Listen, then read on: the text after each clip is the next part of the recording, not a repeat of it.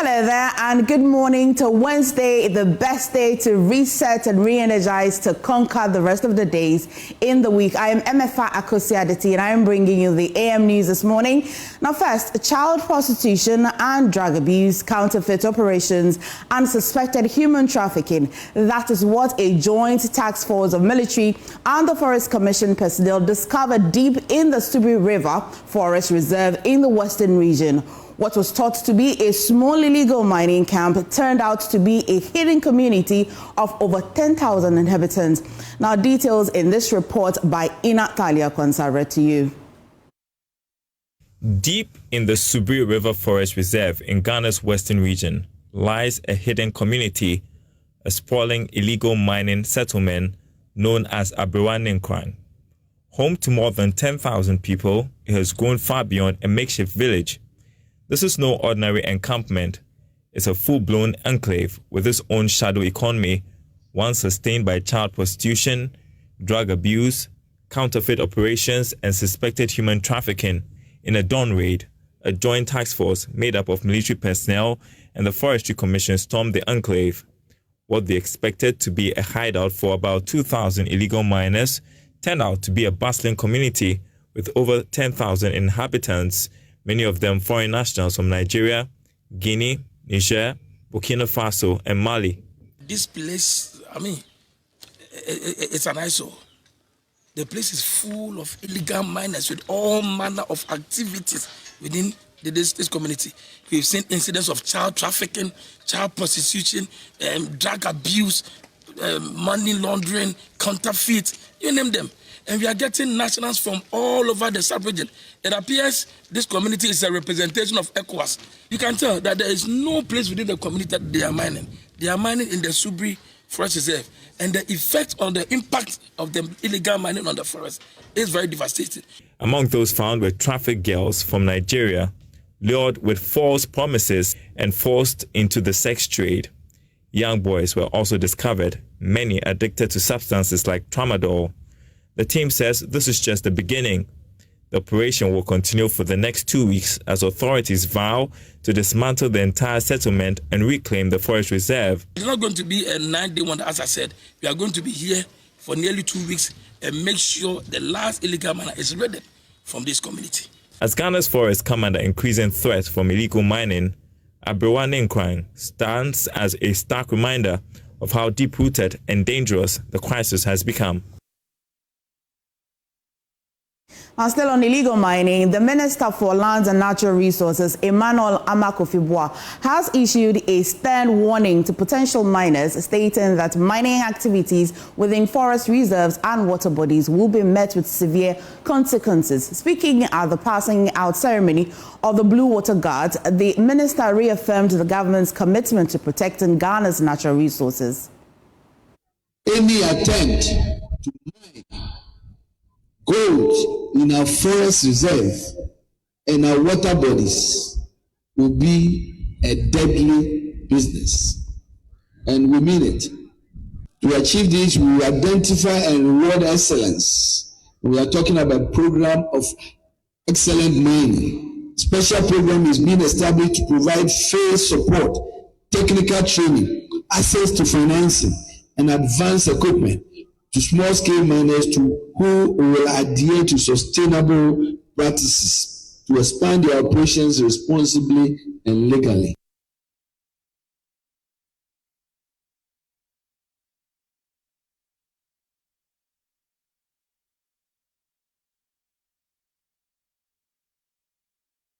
Particularly the improper disposal of plastic waste, has worsened significantly in the recent years, prompting urgent calls for government intervention. In response, the Minister for Local Government and Chieftaincy and Religious Affairs, Ahmed Ibrahim, has urged religious leaders to mobilize their congregants to actively participate in the national initiative to address this growing menace. My colleague Maxwell Aklobutu has more in this report. Amid rising concerns over poor sanitation and the escalating environmental threat posed by improper plastic waste disposal, the Ministry of Local Government, Chieftaincy and Religious Affairs has announced the launch of a National Sanitation Day aimed at confronting the crisis head-on. In a meeting with leaders of major Christian religious institutions, the Minister for Local Government, Ahmed Ibrahim, called on church leaders to mobilize their congregants for widespread participation in the initiative. If you go to our beaches, everywhere is plastic. If you go to the seas, our fishermen no longer catch fish, they catch plastics. And we can't sit unconcerned that when you talk, Ghanaians listen. You are the social capital we have. You are all that we have. What you say is not only the gospel truth, the truth in every aspect. And Ghanaians will believe it. So maybe this is the opportune time for us to plead with you to make sure that you talk to our brothers and sisters to be on board. It is not a party program. It is a national program for national survival. The minister also linked the recent surge in cholera cases in the country to the alarming levels of poor sanitation, underscoring the urgent need for immediate action. Not long ago, there was a statement by the Minister for Health in Parliament informing the whole country about the outbreak of cholera, which we've been battling since 24th October 2024. So the only fight he pleaded on the Minister of Local Government to handle the sanitation aspect. He also acknowledged the challenges of implementing a complete ban on plastics as a long-term solution to the crisis, emphasizing that recycling remains the most practical and sustainable approach. We may not be able to ban the plastic bags as I stand here. That is not the first option. The first option to deal with plastic waste is recycling. So what we are going to do is to educate the public about waste segregation.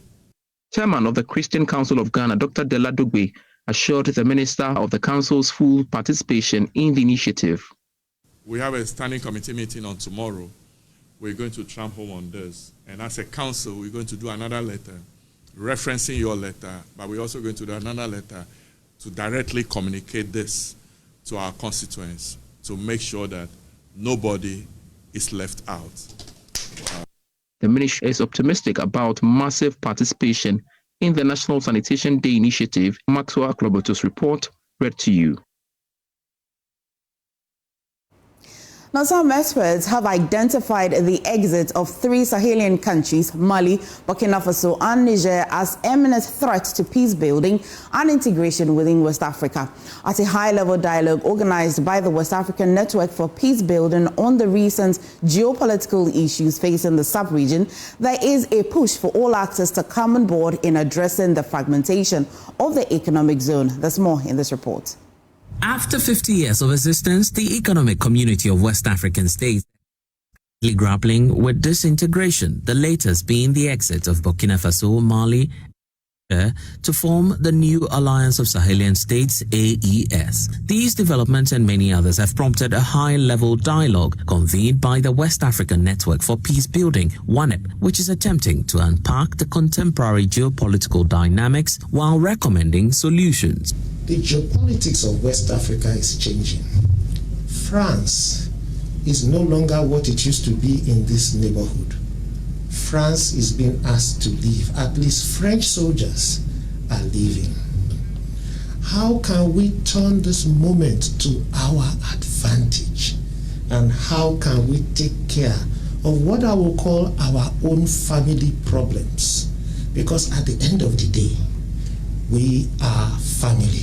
Also alarmed at the fragmentation taking place in West Africa is the Commissioner for Political Affairs, Peace and Security at the ECOWAS Commission, Ambassador Abdel Fattah Musa, who's worried the situation may renew the cycle of dependency on foreign powers. The whole issue of the dependency syndrome, because today, when we are talking about the differences between ECOWAS and others, you chase France out, then you welcome Russia, and then, others. And I must tell you that ECOWAS never closed the door to collaboration on security and humanitarian matters with the Sahelian states.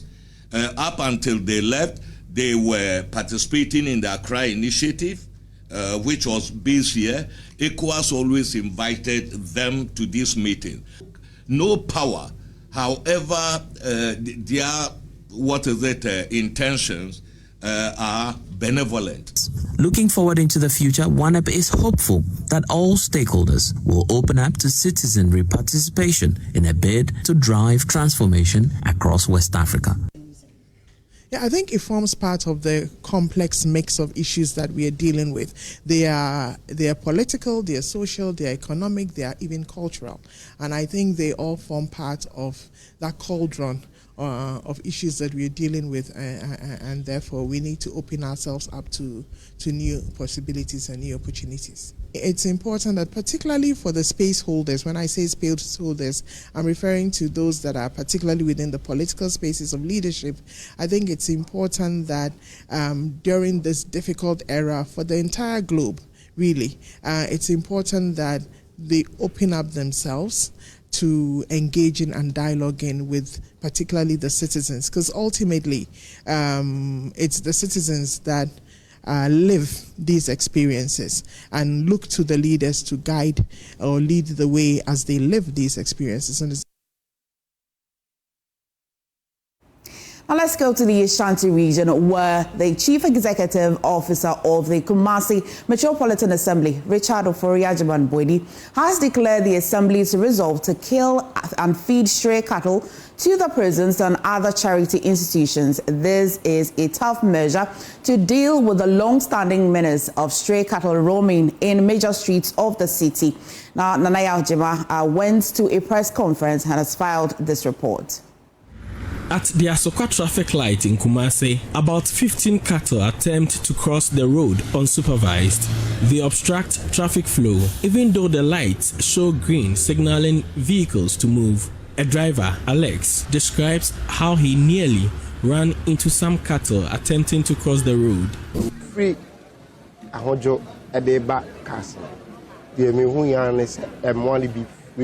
I was moving from Ahojo to Kase with my children. From nowhere, a cattle ran into the middle of the road. Fortunately, I spotted it early, so I applied the brake. It was very close. In the Oforiko municipality, the top high traffic light has gradually become a safe haven for cattle who have come out to graze. By the local assembly's bylaws, persons with authorization by the KMA can arrest cattle found at large without any supervision by a public person. It bans the keeping of such animals outside premises of slaughterhouses. The bylaws further indicate the animal will be released to the owner after payment of fees involved in the arrest and maintenance of the animal. The owner's refusal will lead to sale of the animal at a public auction after 10 days. But the Kumasi Mayor, Richard Ofori-Agyemang-Boadi, is suggesting another means of dealing with the challenge. If you're a cattle owner and you have cattle and your cattle stray and they are coming into the vicinity of KMA, they can go to any assembly. That's not my headache. If they are coming into the domain of KMA, be rest assured that from the 1st of May, those cattle will be killed and be given to the Kumasi Central Prisons for feeding. The previous administration of the city was unable to implement the bylaws, citing financial reasons. The administration was unable to reach payment terms with persons to be used in the arrest of the cattle. But the new city mayor insists all the necessary arrangements have been made to implement his new directive. So who to catch them I've identified. What is now left with KMA to provide us with a vehicle? And I'm sure my managers will find a vehicle for us. So who to do the catching we have, who to make use of the cattle we have. So we would then have to look for a vehicle. For JoyNews, Nanaya Ojima, Kumasi. From Kumasi, 2 months after fire ripped through the Techiman market, traders are still counting their losses. A twin disaster, the market's fire, and a nearby fuel station explosion have left deep scars, but beyond the ruins lies a growing fear. It could all happen again. Promises of help have faded, and safety remains a distant hope. Bono East Regional Correspondent Anna Sabit has today's episode of our Breaking the Fire Cycle series. One spark, that's all it takes to erase decades of labor. These are images of the Techman Central Market where two separate fires in the space of 4 weeks in January and February shattered countless lives with over 1,000 traders losing virtually everything. For many, the fire stole more than goods. It devoured their future.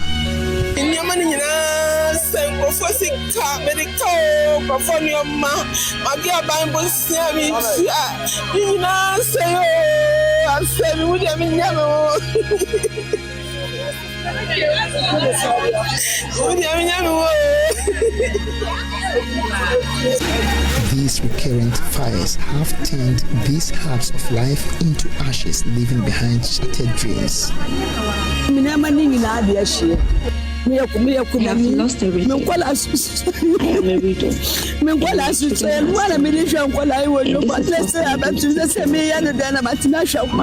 do I do to take care of this?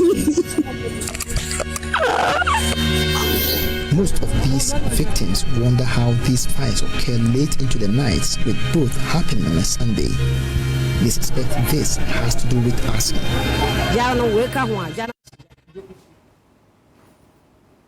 Well, we'll bring you the full report later on the show. Today, you're watching the AM show. Please stay for business updates with Benjamin Akakbo. Let's get into our stories now.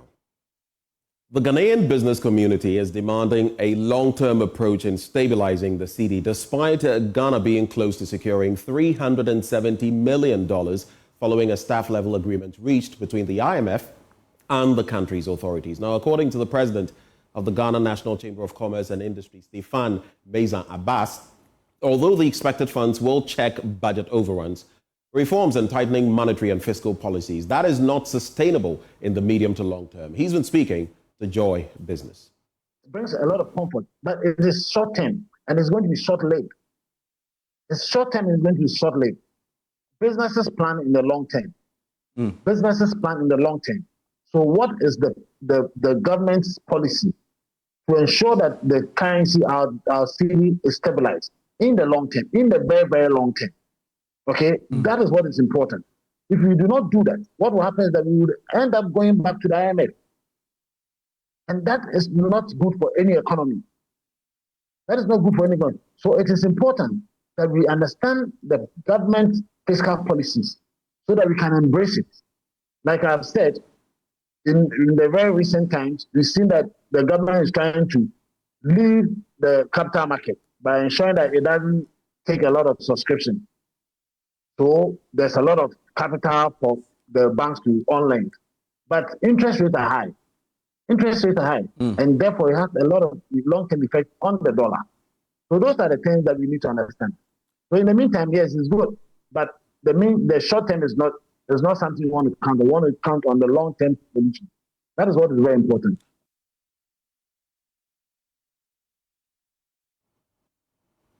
Now, the president of the Federation of Associations of Ghanaian Exporters, Davis Kobo, is calling for practical implementation of programs aimed at resetting the agri-sector. According to him, this is necessary to create value for the economy and help increase productivity and exports. He also noted that the government had to use its 24-hour economy policy to reduce post-harvest losses in the agri-sector. We acknowledge and commend the new government's focus on agricultural transformation. The initiatives under the Feed Ghana program align perfectly with our objectives for the horticulture sector. However, we emphasize the need for practical execution of these programs to ensure they create tangible value within our economy. FACE stands ready to partner with government agencies in implementing these initiatives, bringing our practical industry experiences to bear on policy implementation, leveraging on the 24-hour economy. The proposed 24-hour economy policy offers particular promise for our horticulture sector. Round-the-clock operations in processing facilities, cold chain logistics, and export handling can significantly reduce post-harvest losses, improve product quality, and enhance our export competitiveness. We look forward to working with the relevant agencies to develop specific interventions that will enable the horticulture sector to benefit from this policy. And that's it for our business updates. I'm handing over back to the lady in red. Is it Red Riding Hood? The name is Absolutely rare. Thank you so much, Benjamin, and thank you for bringing us business updates. That would be a wrap on the AM News today, but please stay. News Review up next.